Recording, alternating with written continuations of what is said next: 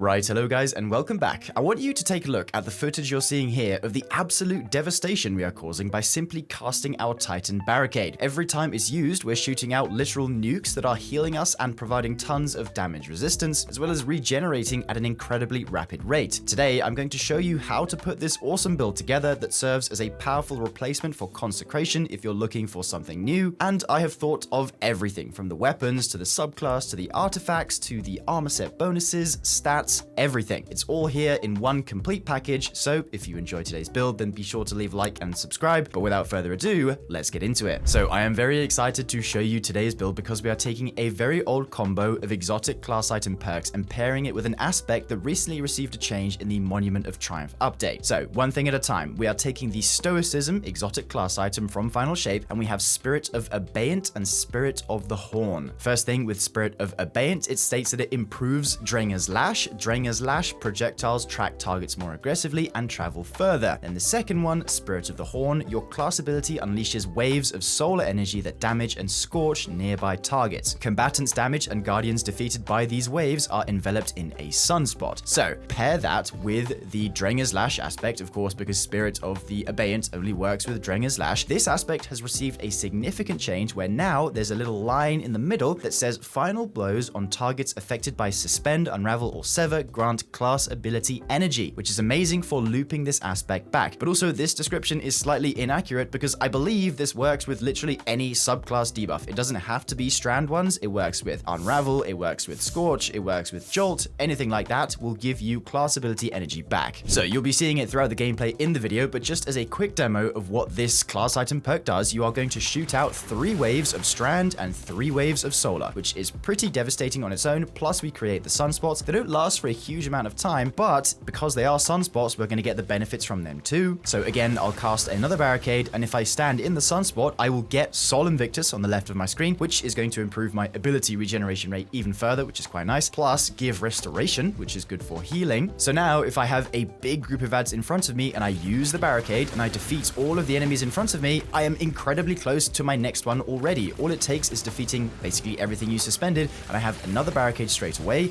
and that is obviously combined with everything else we're doing with the build, but that is exactly what I'm going to show you guys how to do here today. So let's begin by taking a look at the subclass and putting together the entire picture piece by piece. So super wise, I'm going to go with Thunder Crash because it's just very good on the Titan, very good burst damage super. Going to be going with the Rally barricade here, not the Towering or the Thruster, just because I don't think the interactions are as good with either of these. Definitely Rally barricade if you're going with this build. Melee ability is going to be Thunderclap. This is a very solid melee ability, plus it's going to pair very nicely with our second aspect. Then I've also gone for the Pulse Grenade because it's going to synergize with our armor set bonus, but more on that later. Basically just full arc abilities for the Titan here, but the differences come in the aspects, of course, because we have Drenger's Lash here. Like I said earlier, this one is going to give us the suspend barricades, and a third part that I didn't mention earlier is that it states this ability's damage increases with your class stat when your class stat is 100 or higher, and we'll talk about that in just a moment. But as you can see in the bottom left, my class stat is 180, and there's a very good reason for that, because at 200 class stat, you are dealing 65% more damage with class ability based offensive abilities. And yes, that does count for Drenger's Lash and the Spirit of the Horn augmentation. But we'll get back to that. Second aspect, we're going with Knockout. This is a very good survivability aspect. Simply get a kill with your melee ability or just your base punch to become amplified and heal a small amount. And as we know, amplified is a 15% damage resistance, plus it makes enemies less accurate when targeting you. So it's one of the best damage resistance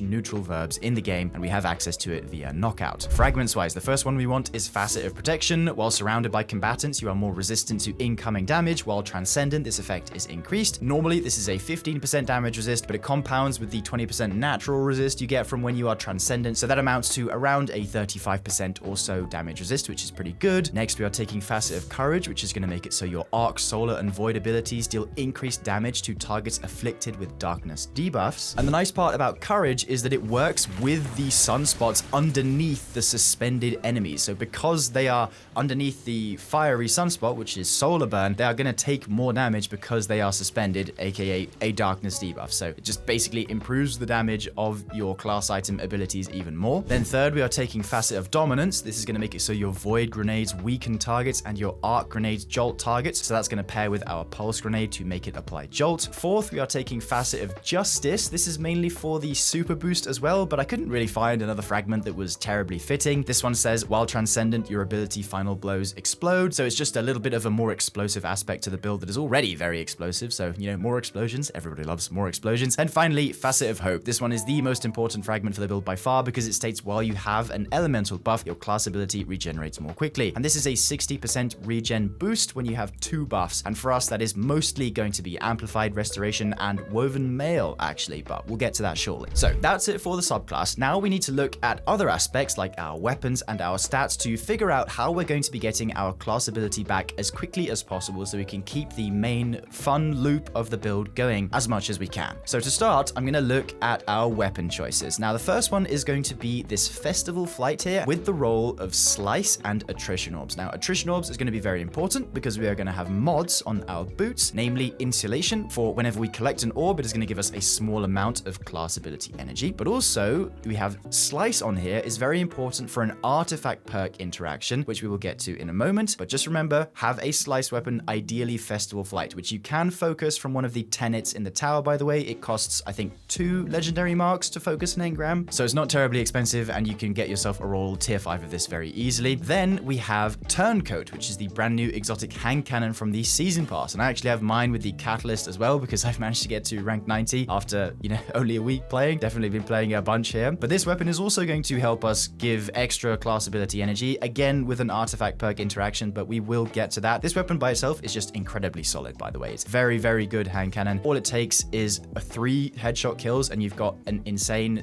damage mode that just never runs out of ammo. Very, very good. But of course, the main thing with class ability regen is going to be your stats. So let's get into that. We are going with 180 class, and the reason for that is because, like I said, the higher your class, the higher the damage of your class ability augmented damage abilities. So this will apply to the solar waves from Khepri and the strand waves from Abeyant. So they're both going to be doing 65% more damage when you have as high class stat as possible. So I've gone for 180 here, but this is being made up to 200 by having a class font on my class item. And then the rest of your stats are kind of padding out your ability cooldown. So I have 100 super here to make my super come back the fastest, 91 grenade, and 100 melee, which are actually some very good stats. They could be even better. I could have natural 200 class with the other stats also at 100, but this is the best that I've got for now with the armor that I managed to farm for this build. In terms of the pieces that allowed me to get to this distribution, my helmet is Demolitionist with a tertiary stat in super. My gloves are also Demolitionist with a tertiary stat in melee. My chest piece is Reaver with a tertiary stat in super. My boots are also Reaver with a tertiary stat in super. And because of how class items work, Spirit of Abeyant and Spirit of Horn is locked to Specialist, which has a tertiary stat in grenade. Now, speaking of stats and armor, the armor set bonus is what I want to cover next because this is actually very important for the build, and we are running the full 4-piece Luminopotent armor, which is the new armor you can get from solo and fireteam ops. This armor has the 2-piece Ionic Overclock, which states while amplified, your linear fusion rifles,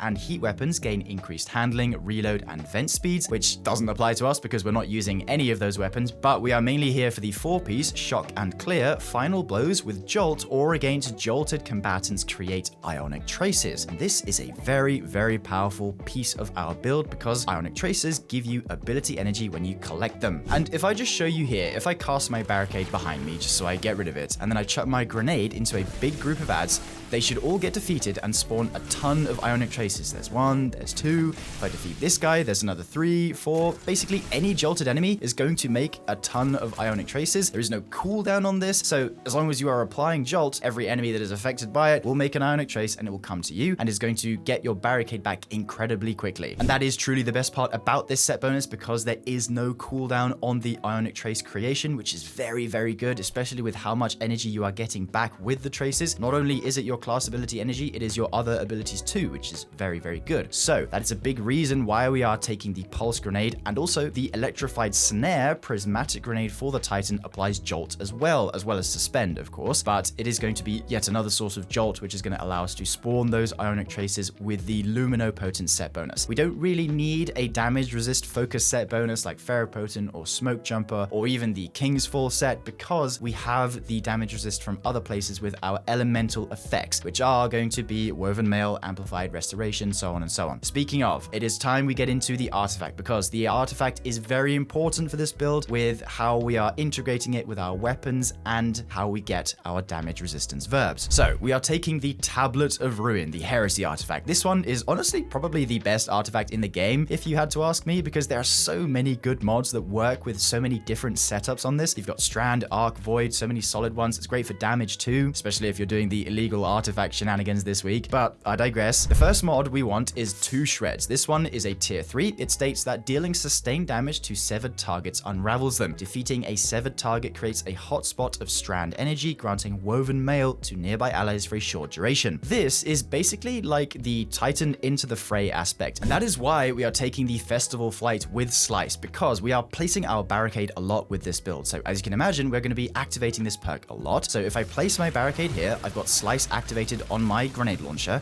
and then when I defeat these enemies, they're going to create these woven mail hotspots, and these give 10 seconds of woven mail per pulse. So all it takes is just placing the barricade, spraying your area denial frame all over the place, and you should create a bunch of these woven mail hotspots, which, by the way, as a reminder, woven mail is a 45% damage resistance, which is very, very good for survivability, and you have it for 10 seconds for simply just using the main loop of the build. Basically, every enemy you kill is going to create these hotspots if you're on top of using the Slice with the grenade launcher. 2 Shreds, very, very good for that. Secondly, we are taking Defibrillating Blast. This is going to be very good if you are encountering any champions in the activities you play. Stunning a champion grants maximum stacks of bolt charge. Damaging targets with bolt charge bolts jolts them and heals you. So again, another source of jolt for our ionic traces from the armor set. Then we have the healing as well, plus access to bolt charge, which is going to give us a bit more melee energy too. In a similar vein, we have flashover. When you gain maximum bolt charge, you also become amplified. Lightning bolts deal more damage. So 50% increased lightning bolt damage, by the way. And we're getting another source of amplified, great for the DR and enemy distraction. Unraveling orbs. Picking up an orb of power or a tangle grants strand weapons unraveling rounds. So now if we collect an orb, we have unraveling rounds on our grenade launcher. So not only are we applying sever after we cast our barricade, we are unraveling everything as well, which is just going to be an extra source of damage over time. Very, very good. Then for the third mod, we're just going to build into that even more. We have Vile Weave. Targets hit by your tangles are severed, reduces tangle cooldown by picking one up. So we have yet another source of sever, which is going to feed into 2 Shreds again to make even more woven mail hotspots. Then finally, another very important mod, Volatile Marksman. Rapid void weapon precision hits and rapid void weapon final blows grant volatile rounds. Volatile detonations grant class ability energy. So again, that's feeding straight back into our class ability loop. And by the way, you don't even need kills with this, but it does take 3 kills. So if I just get 3 kills with my turncoat, which by the way would charge the alt mode,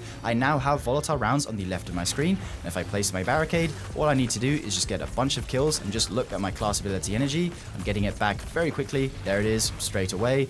So, as you can see, we have many ways of getting our class ability back, which I've thought of very extensively to try and to make it play the best as possible. So, Volatile Marksman, great for giving volatile rounds to our main weapon of choice and also feeding back into the class ability. Lastly, Dielectric, defeating arc debuff targets grants bolt charge. So, whenever we defeat any targets with our grenades, it's going to give us bolt charge. Then, rapidly defeating arc debuff targets spawns an orb of power and heals a small portion of health. So, we get a bit of health back. We get an orb, which activates unraveling rounds, which gives us more sever, more slice, more woven mail, so on and so on. All of these mods are basically like an infinite loop that feed into one another, makes the build play really, really well. So finally, putting it all together with the armor mods for the build. For the helmet, we are taking 2 dynamos to make it so whenever we cast our class ability near targets, we are going to gain a bunch of super energy, which is great for getting our thunder crash back. Then I also have a radiant light on here because I couldn't fit anything else, but it's up to you. You could do a siphon mod if you wanted. For the gloves, I have a strand loader for my grenade launcher, a single bolstering detonation to get more class ability energy when dealing damage with grenades. Gone for firepower as well so that grenade kills make an orb. For the chest piece, it is general resist mods like always. For the boots, it is stacks on stacks, strand scavenger, and insulation for the class ability energy. Then finally, for the class item, I have a class font to give me plus 20 stats so that I get to 200. Then time dilation and powerful attraction for the orbs and duration of surges. As far as the optimal gameplay loop for this build is concerned, you basically just need to remember 2 things. Number 1, place your barricade, and number 2, spray your area denial frame everywhere to apply sever everywhere so that you get those woven mail hotspots to spawn. Then after that, you can charge up your turncoat to get the volatile rounds going and the special mode of the weapon as well. Get a bunch of kills, and then you should have your class ability back, which you can then place again and just repeat the loop over and over again. There are probably several bits of footage from this video that you've seen already of me being able to place my barricade so rapidly, and the thing I love the most about it is just how fun this build is. You're able to place your barricade and literally melt everything in front of you, which is just so much fun to use, and very different as well from the usual prismatic builds that you see Titans using. There's no consecration involved. Yes, there is knockout, but this is kind of like a fancier consecration. It's just on your class ability instead, and with the changes made to Drenger's Lash and the addition of the damage to the class stat, it's very, very powerful, and I would very much recommend running it if you're looking to mix up your Titan builds. Any questions about the build, definitely ask down in the comments below, and if you are curious about the fashion, here's what I'm using. It is the brand new digital devil armor. It's very nice, if I do say so myself, and the dim link for the build will be down in the description box below for you to copy it hassle-free. But anyway, that is going to do it for today, guys. I hope you enjoyed the build, and I hope you enjoy using it, and I will see you in the next one. Bye for now, dear viewer.